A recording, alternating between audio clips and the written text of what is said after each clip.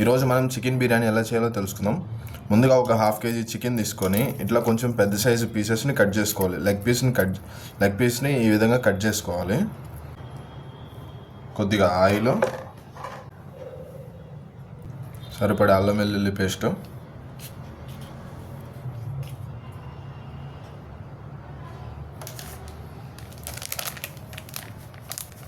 కొద్దిగా కారం, 2 బిర్యానీ ఆకులు, హోల్ గరం మసాలా, కొంచెం చికెన్ మసాలా, కొద్దిగా సాల్ట్, కొద్దిగా పసుపు, కొద్దిగా పెరుగు, పుదీనా, కొత్తిమీర ఇవన్నీ వేసుకొని బాగా కలపాలి. ముక్కకి పట్టేలాగా బాగా కలపాలి. బాగా మిక్స్ చేసుకున్న దాన్ని 15 to 20 minutes అనేది ఫ్రిడ్జ్లో అన్న పెట్టాలి. లేకపోతే ఒక హాఫ్ అన్ అవర్ సైడ్కి పెట్టేస్తే అప్పుడు ముక్కకి మసాలా అనేది బాగా అంటుతుంది. హాఫ్ కేజీ బాస్మతి రైస్ తీసుకొని శుభ్రంగా కడుక్కొని ఇట్లా ఒక హాఫ్ అన్ అవర్ అనేది నానబెడతాం. ఇప్పుడు మనం ఫ్రైడ్ ఆనియన్స్ ఎలా చేయాలో తెలుసుకుందాం. ముందుగా ఆనియన్ తీసుకొని ఇట్లా చిన్న చిన్న స్లైసెస్గా కట్ చేసుకోవాలి. స్టవ్ మీద బాండీ పెట్టి అందులో కొద్దిగా ఆయిల్ వేసుకోవాలి.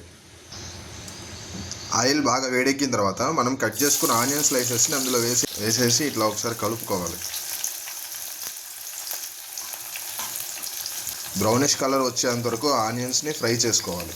చికెన్ బిర్యానీలో మంచి టేస్ట్ అవడానికి ఫ్రైడ్ ఆనియన్స్ కూడా ఒక పార్ట్.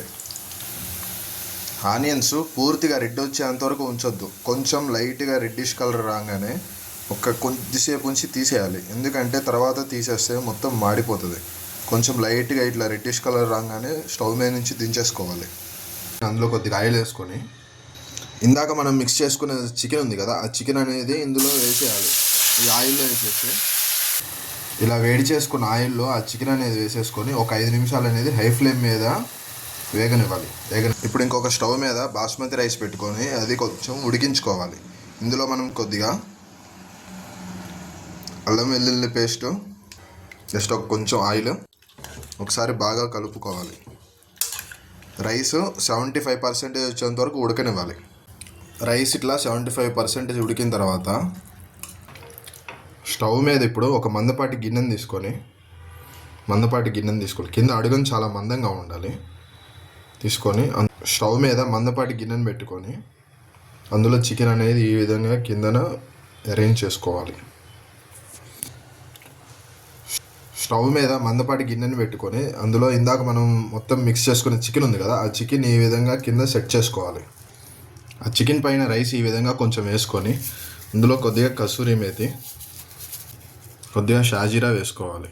కసూరి మేతి, షాజీరా వేసుకున్న తర్వాత మళ్ళీ దానిపైన ఇంకో లేయర్గా ఇట్లా ఆయిల్ వేసుకోవాలి. ఆయిల్ వేసుకున్న తర్వాత కొంచెం కొత్తిమీర, పుదీనా వేసేసుకొని దీనిపైన ఫ్రైడ్ ఆనియన్స్ అనేది వేసేసుకోవాలి. ఫ్రైడ్ ఆనియన్స్ వేసేసుకున్న తర్వాత కొద్దిగా ఆయిల్ వేసుకోవాలి. ఆయిల్ వేసుకొని ఇప్పుడు మూత పెట్టేయాలి. మూత పెట్టేసిన తర్వాత మంటని హై ఫ్లేమ్లో ఒక 5 నిమిషాలు ఉడికించాలి.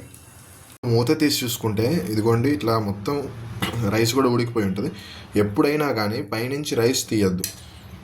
ఇట్లా అడుగు నుంచి ఒకసారి మనం చెక్ చేసుకుంటే ఇదిగోండి ఇక్కడ మనకి చికెన్ కూడా ఉడికిపోయింది. అనేది మంచిగా ఉడికింది. ఇప్పుడు నేను మీకు ప్లేట్లో సర్వ్ చేసి చూపిస్తాను. చూసారు కదా చికెన్ అనేది ఎంత మంచిగా నీట్గా దమ్ అయిపోయిందో. చాలా టేస్టీగా ఉంటుంది. వాసన చూస్తుంటే నాకు నోరు ఊరిపోతుంది. ఒక్కసారి మీరు కూడా ఇలా ట్రై చేసి చూడండి.